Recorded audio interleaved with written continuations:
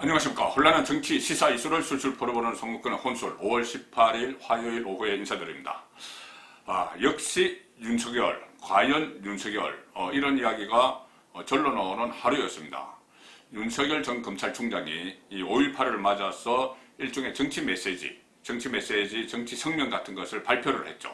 문재인 정권에 대해서 독재, 전체주의 이렇게 비판을 하는 그런 요지의 성명을 냈는데, 거기에 대해서 이 성명이 나오니 지금 문재인 정권의 한복판에 마치 폭탄이 투하된 것 같은 그런 반응이 일어나고 있습니다. 이낙연, 차기 대권 주자 이낙연부터 정청래, 김남국 일제히 윤석열을 막 비판하는 이런 글을 막 올리고 SNS에 올리고 방송에 나가서 이야기를 막 하고 있죠. 그리고 그 요지는 하나 이겁니다. 왜 남의 떡에 손대느냐? 왜 남의 떡에 손대느냐? 이런 뉘앙스로 5.18은 본인들만이 가지고 있는 어떤 그 가치 같은 것인데, 순간 정신 같은 것인데, 그것을 왜 윤석열이 거기에 대해서 입죄를 하느냐? 이런 뉘앙스의 그 반응들이 지금 쏟아지고 있습니다. 김의겸 열린민주당 의원 같은 경우는, 김의겸 의원 청와대 대변인을 지낸 김의겸은 이 윤석열의 행보가 전두환을 닮았다 이렇게까지 이야기를 했습니다. 전두환 닮았다. 그러면서 여러 이야기를 했는데 그 중에서 2단계 쿠데타 이런 이야기를 했습니다. 전두환 전 대통령이 이 12.12, 5.17을 거쳐서 정권을 잡은 것처럼 윤석열이 조국에 대한 수사 그리고 문재인에 대한 수사 이렇게 2단계를 거치면서 정권을 잡으려고 한다. 자, 이게 맞는 표현인지 모르겠지만 이런 식으로 빗대서 이야기를 했습니다. 그러니 여기에 대해서 조국 씨가 김의겸의 글을 공유를 하면서 또 여기서 동감을 표시를 하고, 어쨌든 윤석열이 한마디를 던지니 마치 벌떼처럼 일어나서 윤석열을 막 공격을 하는, 이것은 결국 윤석열의 존재감, 위력을 대변하는 것이죠. 위력을 보여주는 그런 상황이 지금 흘러가고 있습니다. 자, 그래서 이 윤석열의 5.18 정치 성명, 이것은 또 한편으로 보면은 윤석열의 대권 도전을 기정사실화한 효과가 있습니다. 지금까지 언론을 통해서만 이렇게 본인의 메시지를 냈는데 5.18을 맞아서 기존 정치인들처럼 이 성명 같은 것을 발표를 하니, 자, 이제 윤석열은 분명한 대권 주자다. 그리고 또 그 중에서도 문재인 정권을 향해서 독재, 전체주의 이렇게 비유를 했기 때문에, 역설적으로 이렇게 비유를 했기 때문에 결국은 문재인 반문 진영의 대표 주자로 자리매김하는 또 그런 이 가정도 됐다, 이렇게 분석이 됩니다. 자, 이제 남은 것은 언제 어떻게 윤석열이 대중 앞에 모습을 나타낼지, 이 부분이겠죠. 자, 이 부분에 대해서는 최근에 제가 취재한 바로나 아니면은 기존의 이 정치권에서 나오는 이런 이야기들을 묶어보면은 일종의 윤석열 대권 로드맵에 대한 이 윤곽을 좀 그릴 수가 있습니다. 그릴 수가 있는데, 이것을 국민의힘 6월 11일 6.11 전당대회 전과 후 이렇게 좀 나눠봐야 될 것 같습니다. 일단 국민의힘 전당대회 전, 그러니까 6월 11일 이전, 여기에 대해서는 제가 몇 차례 윤석열이 조기에 이 국민의힘에 들어가면은, 전당대회 전에라도 들어가면은 어떤 현상이 일어날까. 그래서 본인이 윤석열이 국민의힘 이 당대표를 사실상 정지할 수 있는 그런 기회까지 얻을 수 있다, 이렇게 말씀드렸지만은, 어쨌든 그것은 저의 판단이고, 6월 11일 전당대회 전까지는 윤석열이 국민의힘에 들어갈 가능성은 지금 상당히 낮아졌습니다. 그 대신에 이 5.18 묘역을 참배할 것이다, 이런 이야기가 지금 나오고 있죠. 조만간 5.18 묘역을 참배할 것이다 이야기가 나오는데, 이것은 단순히 5.18 묘역 참배가 아니고 외부 활동을 시작할 것이다. 자, 이렇게 좀 받아들일 수가 있는 것이죠. 언론을 통해서 5.18 묘역 참배 이야기가 나오는데, 굳이 5.18 묘역이 아니더라도 지금까지는 어떤 메시지로만 사실상의 정치를 해왔는데, 지금부터는 본인이 직접 행동으로 정치 행위를 할 것이다. 그런 분석이 가능한 상황입니다. 만약에 실제로 윤석열이 5.18 묘역이든 아니면 어떤 의미가 있는 현장에 나타나면은 이것은 지금 여권 한복판에 지금 5.18 어떤 성명만으로 한복판에 폭탄을 떨어뜨렸는데 실제로 행동에 나서게 되면은 아마 여권 한복판에 핵폭탄을 투하하는 그런 효과가 나타나지 않겠느냐, 그렇게 지금 예상이 됩니다. 지금 말로만 한 것 가지고도 이렇게 문재인 정권 안에서 일종의 난리법석이 난 이 상황이기 때문에 그렇게 유출을 해볼 수가 있는 것이죠. 해볼 수가 있는 것이고, 또 국민의힘 같은 경우에는 전당대회 이전에 윤석열 마케팅이 다시 본격적으로 전개가 되면서 윤석열의 대선주자 윤석열의 몸값은 최고조로 지금 뛰어오를 수 있는 그런 상황이 조성이 되고 있습니다. 자, 이 상황까지 가고 그 다음에 전대후를 가면은 국민의힘 전당대회 이후 보면은 또 다른 상황이 전개될 수가 있죠.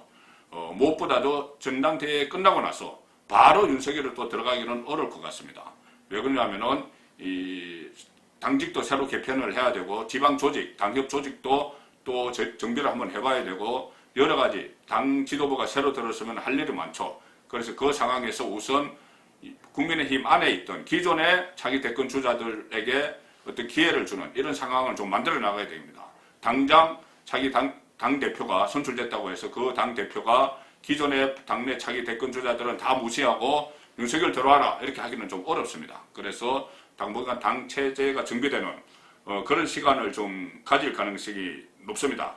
자, 그래서 일단은 그런 식으로 가다가 나중에 국민의힘에 합류하는 시점은 7월 초를 지나서 아마 7월 중순경에 대대적인 재편 과정이 있지 않을까 싶은데, 그때 아마 홍준표 의원이 복당을 하는 그 시점에 윤석열도 그렇고 안철수도 그렇고 같이 합류할 가능성, 그 가능성이 지금 가장 유력하게 거론이 되고 있습니다.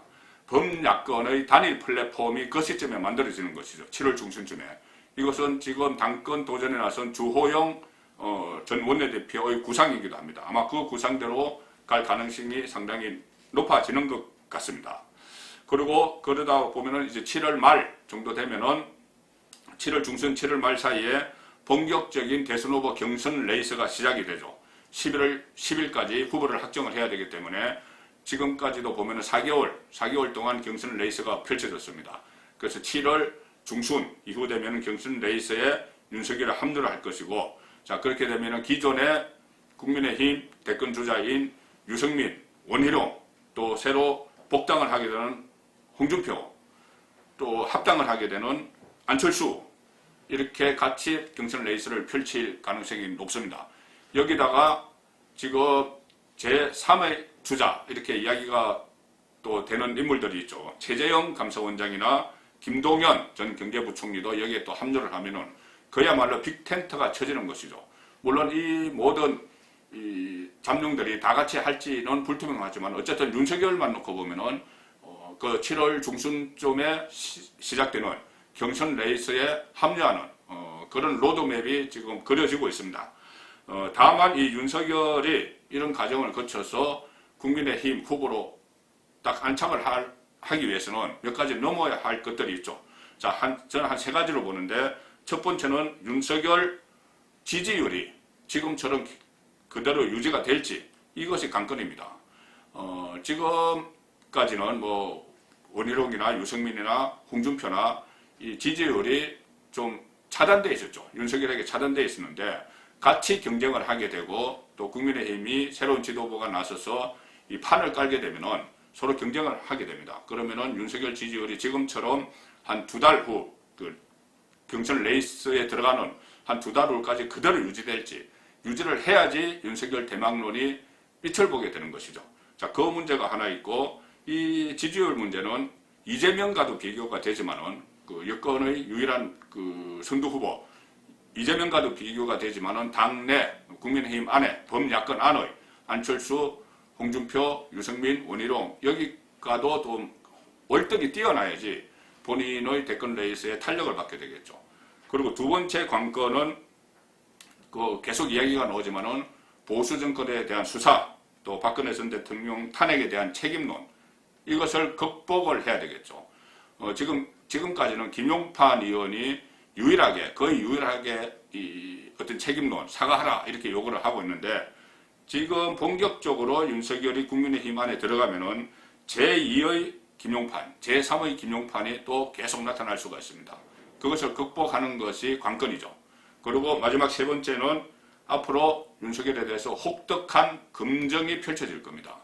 본인의 살아온 행적도 그렇지만 또 본인의 행적은 물론이고 어떤 국가 운영 비전, 또 미래에 대한 청사진, 어떤 그 구체적으로 가서는 뭐 일자리 창출 문제, 뭐 백신 확보 문제, 뭐 코로나 극복 여러 가지가 있겠죠. 경제를 어떻게 도약을 할 것이냐, 뭐 이런 것도 있고, 또 하나는 어떤 부인 문제나 부인 또는 장모 문제, 지금 그 수사 대상에 부분적으로 올라가 있는 그런 문제를 어떻게 극복을 할 것이냐. 지금 특히 김호수 검찰총장 친문 성향의 김호수 검찰총장 체제가 본격적으로 출범이 되면은 이 윤석열 전 총장 주변에 대한 수사도 확대될 겁니다. 강해지겠죠. 자, 그것을 어떻게 극복하느냐.